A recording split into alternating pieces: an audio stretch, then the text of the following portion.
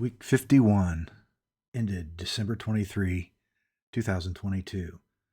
Well, stocks notched a small gain on Friday, as you can see here, but it was not enough for a Santa Claus rally, as the NASDAQ dropped 1.9% for the week, and it's down month to date 8.5%. And you can looking at this 1-year chart of the NASDAQ, you can see it's only 400 points from its 52-week low. So things are not looking good on the NASDAQ. If we look at the S&P 500,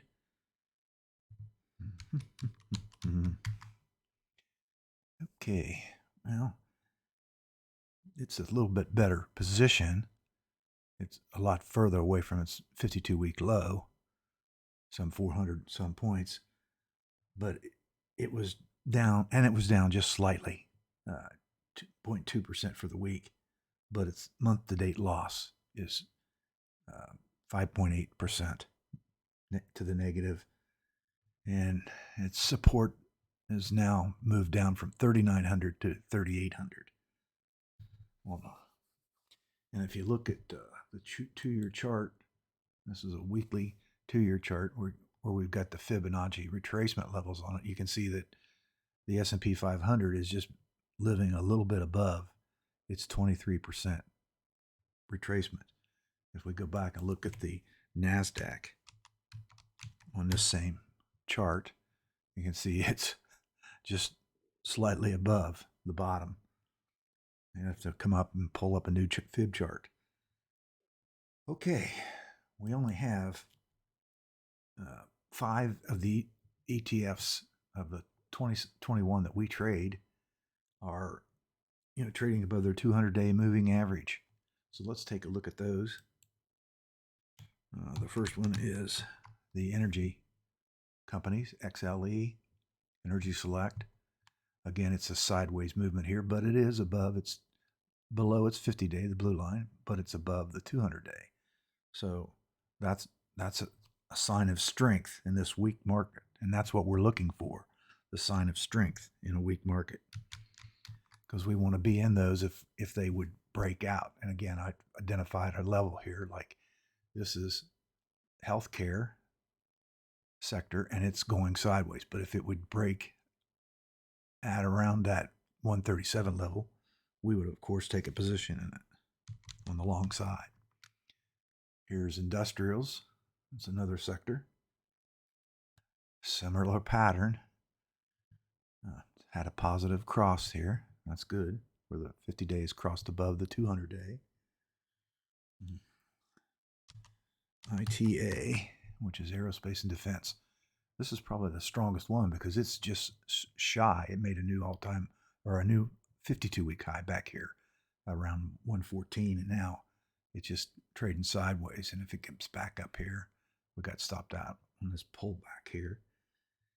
But if it gets above this 113 or around this 113, we'll take a position in that one again.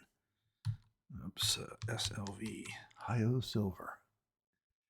Again, looking pretty good, but we got stopped out on this pullback, and we will get back in at 2250 on that one. We do have one position, and it's in an ETF that's bouncing off of its bottom, and that is the U.S. oil fund, or oil prices, if you will. You can see it made a little formation here. I don't know what to call it, but it broke out at around 68, so we took a position in it, and we're up on a couple $600 or something like that. Who knows where this is going to go? I don't. I wish I did sometimes, but I really don't. I really don't know. Okay, so if we take a look at our model, here's our model. Our current month gain is 9.6%. And that brings our year-to-date gain to 151%. Our goal was 100% to double our portfolio. So we've more than doubled our portfolio. At this point, we may get to the portfolio value getting near $1 million. It'd be nice if the last week we get enough trading, but I don't hold out. But here's a unique fact. Gains from shorting. 68% of our gains this year are from shorting. Okay, shorting the market. And we always compare our model to the benchmarks of the S&P 500 and the NASDAQ. This is all pre-tax. Okay, but it's 171 plus points better than S&P and 184 points better than the NASDAQ. So just to review the shorting, I did a model, I did an example of how we short, and I just inserted this in. You can stop the video and kind of review how we do this if you'd like. And okay, let's see. Let's take a look at the heat map if we can. Oh, there we go. There's the one week heat map of the S&P 500 with the green meaning good or positive and the red meaning bad. So looks like Tesla here took it on the chin for the week. And if we take this out to a monthly performance, 32% they're down. Okay, well, what happened? Something had to happen. Well, Tesla shut down its Shanghai production facility as inventory continued to build up despite an October price decrease and a cut in year-end inventories.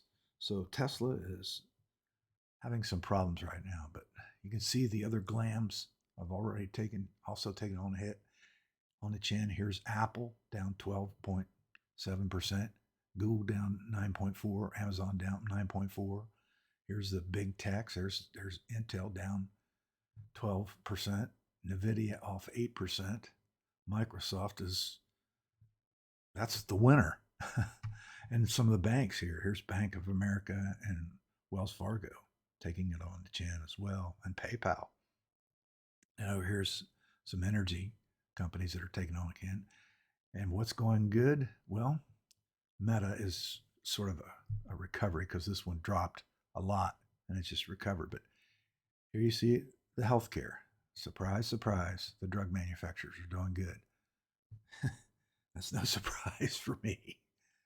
Well, I hope everyone had a good Christmas or happy holidays, happy Hanukkah, or whatever. And I'm wishing you all a prosperous and happy new year.